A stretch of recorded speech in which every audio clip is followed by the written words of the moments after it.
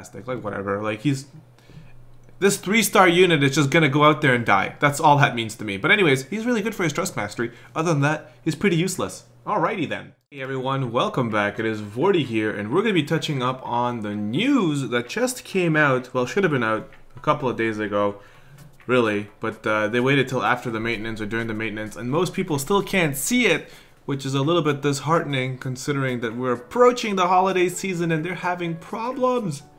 What are they doing? It's not like they don't have enough funds. Jeez. Okay, anyways.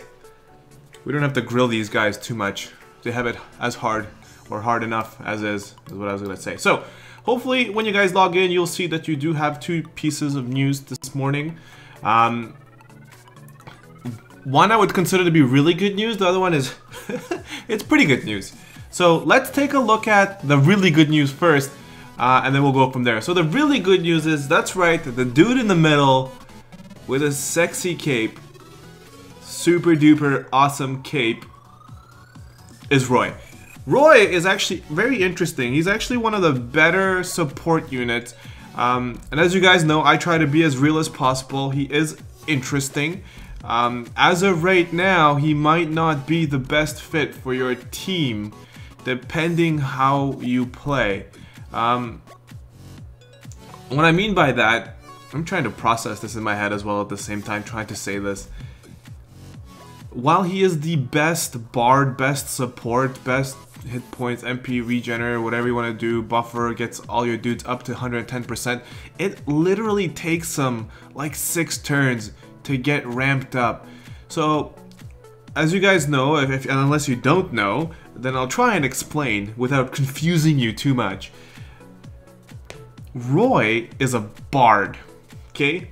Bards sing. Some of them play instruments, but this bard sings, okay? And if you have Ramza or you have any other units that are singing, you know when you cast the song, that unit's gone for like a turn or 2. He just does nothing. He continues to sing, right? That's what bards do. They're literally out of commission for those 2 turns or however long the song is playing. So with Roy, he plays a song, and then that song unlocks another song. And if you play the next song after that, he keeps all the buffs from the previous song, plus he gets a new addition for the next couple of songs. And you keep doing that, and I think he's got 3 songs, 3 ramp-up songs. And then on the 3rd ramp-up song, that's the song you just keep repeating. That's his job. His job is just to sing. He does nothing else. If you're trying to use him for something else, then you're doing it wrong. The other way to do it is, because it takes him like about 6 turns to ramp up, is to have his limit burst. His limit burst will allow you to get an instant buff while you get your songs moving. That's the alternative to using him. So if you have a ton of burst pots and you're ready to go, you can take advantage of him that way. Otherwise, the other bards you have, or dancers or whatever, are gonna probably be better. So he gives you like 110% or something. By the time he ramps up, after like buffs and whatever nonsense, in like 10 years, he's gonna be like 130 something% buff to everything, which is the highest we'll have for a little while. But in the meantime, Soleil and those guys, like Soleil right now will give you 100% buff to pretty much everything, and she pretty much does it like right away. Like she does the first buff, then the next turn she does her buff, she gives you 100% boof to 100% boost to the actual, you know, boost you were looking for. You get to choose, and she does it. It goes 1 turn, 2 turn, boom. She also breaks at the same time. So it's very instant. If you're looking to achieve things, it's very, very go, go, go. If you have a volatile team, and what I mean by volatile is like units are dying, you don't have enough gear to keep up your units geared up, then yeah, Roy is going to be a terrible choice for you guys, okay? So that's what I'm trying to do. I'm trying to be as real for you guys as possible to try and help gauge your level of how much are you going to pull on this amazing unit. So nobody's saying that he's not a good unit. No, no, no, no, no, no, no, no, no, no, no, no, no, no, no, no, no, no, no. He's a very good unit. Don't get me wrong. But should you pull for him right now? Probably, depending on your party composition. If you find that in bosses, you are dying because of the lack of resistances, defense, buffs, all that stuff, he's going to die. Because he's squish. He's gonna die. And if he dies, well guess what? His songs go with him. And nobody will be there to be able to sing for you, right? So that's my little spew on Roy. We'll touch base on him in a little bit as well here. You have Guromu and Aura, or Aurora, or whatever you want to call her. These are the other units that come in this banner. It's actually a really good banner to pull on across the board, man. Dude, across the board, all the units are actually really solid. Not for the unit themselves, but what they offer. Okay, so let's dive on in. So jumping in to our first boy here is Roy, the guy we just literally talked about a second ago, saying why he's good and bad at the same time. Looking at him here, he's got about 4,600 life, which is really nice, but still he's squish in comparison to being a bard. He's no tank, but he can take a hit though, don't worry. Attack is very weak, his spirit is really high, his MP is high, his magic is kind of high, defense is a little bit low, but again, he is a support unit. The stats we see is what is expected from a support unit, okay? He's a 5-star going to 6-star, his job is a bard. He's got an incredible trust mastery, ministerial prayer, it's a hat, gives you defense 8, hello, magic 42, which is like but spirit 46 and MP 20% is really nice. What makes this item very good is that it could go on pretty much anybody, really. Like, it's really good for a magic caster, it's really good for a support unit, and if your magic caster is a support zone unit but you're using a unit like, let's say, Misty, because you need her for tanking, well, guess what? She can get a 46 boost to her spirit because she can wear hats. You can use that as a way for her to tank those magic beams from Bahamut that people keep trying to eat up. So there's a very interesting versatility of the item. It is one of the best items you're going to have for the headpiece for a long time to come. If you do get him, you got to get his Trust Mastery ASAP. Okay, looking at some of the abilities here, we'll look at the global exclusive first, and then we'll look at the other stuff, because the other stuff is kind of what we discussed earlier. He's got Acclimate, or Accumulate, or because I'm going to butcher that word completely 10 times over to piss people off. I'm just kidding, I don't want to do that. But anyways, what it does is it boosts hit points by 10%, defense by 30% when equipped with cloth, and spirit by 30% when equipped with a robe. So if you're wearing cloth, you'll get your boost in defense. If you're equipped the robe, you will get spirit 30%. How do you choose what you're going to wear? Well, what monsters are you fighting? Are you fighting a monster that's very physical based? Then you want to wear the cloth. If you're fighting a monster that's casting a lot of magic and you're going to get spanked by magic, then wear a robe. Like, come on. Simple dimple. Easy peasy. Alright? Looking at the song, and this is his main song that we talk about. It's called Hero's Prologue. And essentially this is the beginning of his like 3-song playlist. So when he hits the playlist go button, he plays the first one. He boosts defense and spirit for all allies while singing and gradually restores their hit points. And Angel's Whim changes to Ares Protection next turn. Sounds good. So you start off, the next one you're going to have is Ares Protection. You hit Ares Protection, and it plays, and then you're going to get another one, and it plays like that, and then the last song you just keep rolling over and over.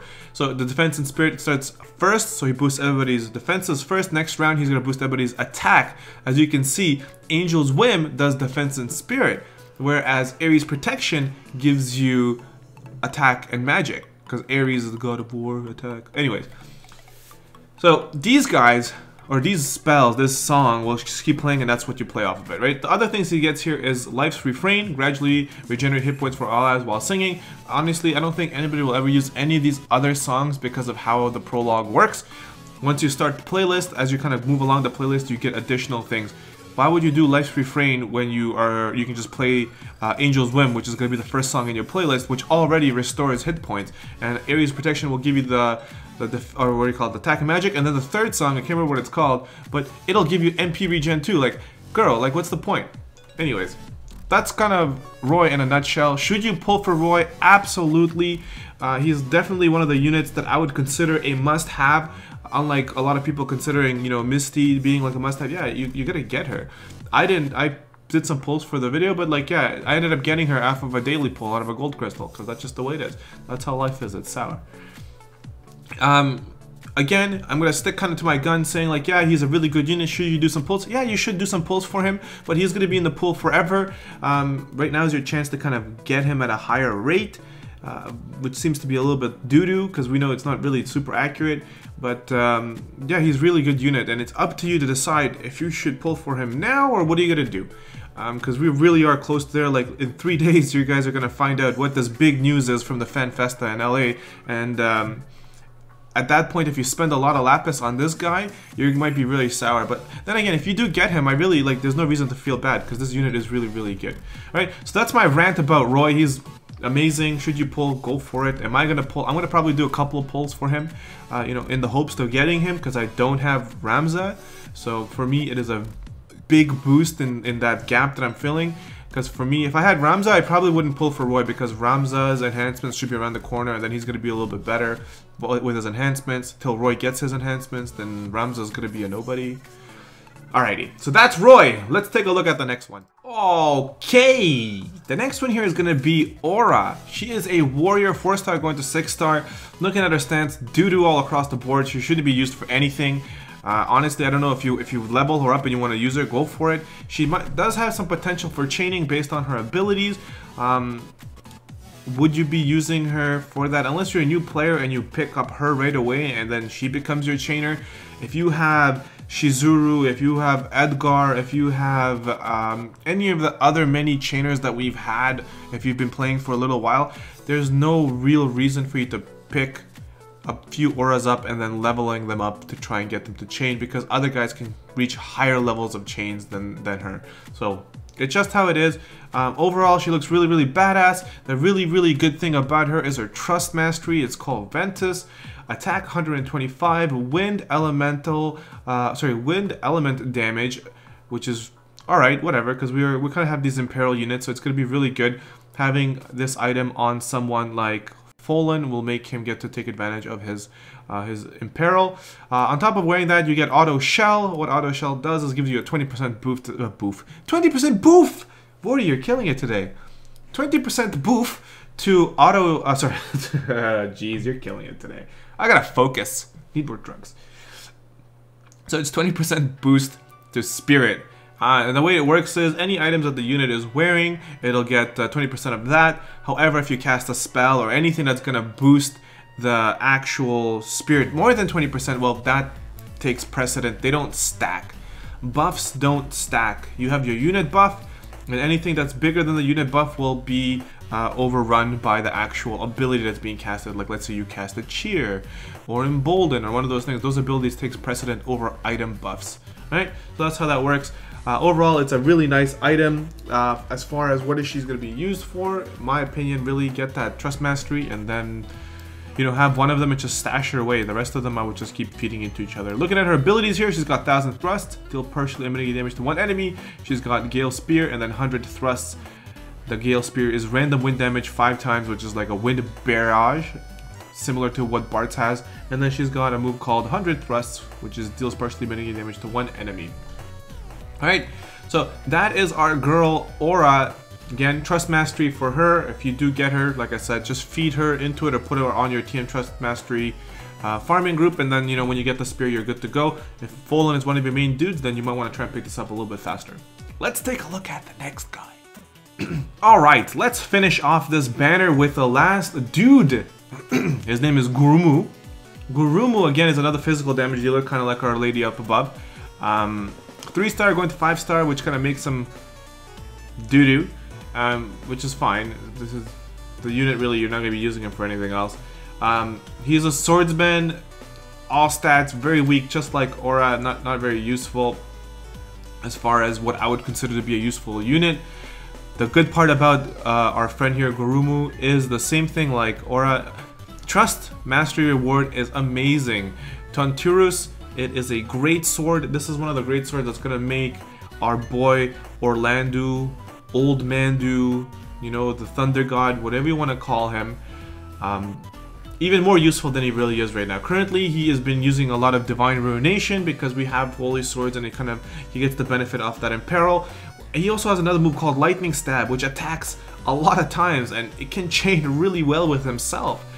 Having, you know, a lightning-based attack sword on there and then trying to get another unit to imperil the lightning and then go in there from that is gonna make that move very, very effective. So having another sword here that's gonna give us that lightning damage is gonna help you take advantage of those lightning moves and those units that use lightning and imperil lightning. So very, very nice.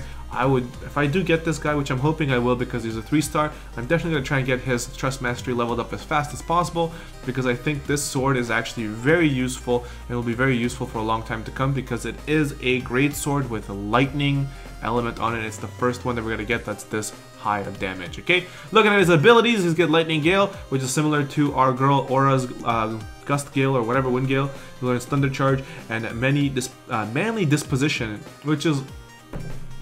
like, I don't know why they do this stuff. It's like the silliest thing. I mean, like, yeah, I guess if you're gonna protect the unit, it might as well be a female unit, because most of our female units are healers and support. So it says chance of taking physical damage for a female unit, and he boosts his own attack when receiving physical attack.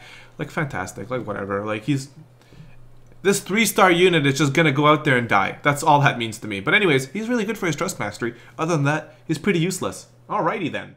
Okie dokie smoky. Let's take a look at the banner as a final conclusion. Should you pull? If you are a person who spends money on the game and you want to try and get your hands on Roy, go for it. If you are a free-to-play player, my advice again is going to be stick to the daily pulls, or allocate a couple of tickets or a few pulls to it and stick to those pulls. If you get the unit, you get the unit. If you don't play that gambling game. You're gonna get stuck in a rut where you're gonna spend everything you have on a unit that, in my personal opinion, currently is not what he's supposed to be. He's currently very lackluster till he gets his buffs, or you're a person who already has very solid units and tons of Trust Masteries that you can put on this unit and keep him alive to be able to take advantage of his full potential. If you have tons of Limit Burst pots, you can also make him more useful right away by having his Limit Burst maxed out, but prior to having it maxed out, you're still going to be better off using other units like Soleil, or if you have Ramza and he gets his buffs soon, which I'm hoping he does, that's probably what we will hear in a couple of days during the Fan Festa, you might be better off like that, okay? You are not... if you have Soleil right now and she is fully enhanced, Roy is only about a 10 to 20% enhance in abilities for you guys. He becomes one single unit for single buffs, where you get the attacks plus the hit points, the MP regen. Currently, if you have Soleil and you have another unit that can refresh your MP, the only difference is you have to bring those 2 units to the fight rather than just bringing him. But remember, these other units, you can get the effects from them pretty much immediately. Whereas you need at least like 6 turns till you get hit points, regen, attack, defense, magic, spirit all buffed up to 110%, because it takes time to ramp up. And again, remember, if he dies because you don't have the right items for him, the boss decides to smack him silly because your tank is made out of, you know, like a styrofoam cup, then what does it matter? He's gonna die anyways, and then in the end you spent all these resources getting this amazing unit just for him to have die and never get his full potential because the rest of your party cannot keep up with him, okay? So that is my rant again. I started the video with a rant. I'm ending the video with a rant. Please, all I'm saying is allocate the amount of resources you want to waste into pulling for this unit. If you don't get him, call it quits. Just cut your losses and be like, you know what, I'm going to wait to see what's going to happen for Christmas. I'm going to wait to see what's going to happen in the new year when the banners come out that you get to pull for 3 guaranteed 5-star base units in each respectful category. Which means you might have a chance at Roy again later on, is what I'm saying. Plus, he's in the pool. You might get a Troll Rainbow and you'll get Roy. Okay? Overall, daily pulls, for sure. Definitely do the daily pulls because all the units are really good here. Allocate the resources you want to go for it, and then go for it. I will probably do maybe 10 pulls myself and stick to dailies, but that's kind of what I'm telling myself. I'm going to stick to 10 ticket pulls with my dailies, and that is that. And then really wait to see what's going to happen on Fan Festa to make my decision whether I want to pull on the banner a little bit more or not. Alright guys, I hope my advice helps you guys out. Again, I don't want to make anybody think that this unit is not good. He is very good, and his future is very, very solid. He's going to become an even better unit than he is now. But again, remember, it is RNG, and you need to make a decision for yourself whether you think it's going to be worth your while in comparison to pulling for something that you know is guaranteed to yield you a positive result, right? Those thoughts change. If you spend money, then go for it. If you don't spend money, then think about it. Alright guys, I will see you guys in the next video. If you enjoyed the video, hit that like button and that subscribe button. Stick around for future content. In the comment section below, let me know how you guys feel. Let me know what you guys think about Roy. Let me know if you're a free-to-play player, if you're a whale, what are you? And what are you doing? Are you a free-to-play player and you're wasting all your pulls on it? If you are, why? I want to know. Like, do you have like the best units? Like, you have the golden luck? If you do have the golden luck, send that luck my way, okay? I want to get some good units too. I will see you guys in the next video. This is Vortie, and I'm out of here. Peace!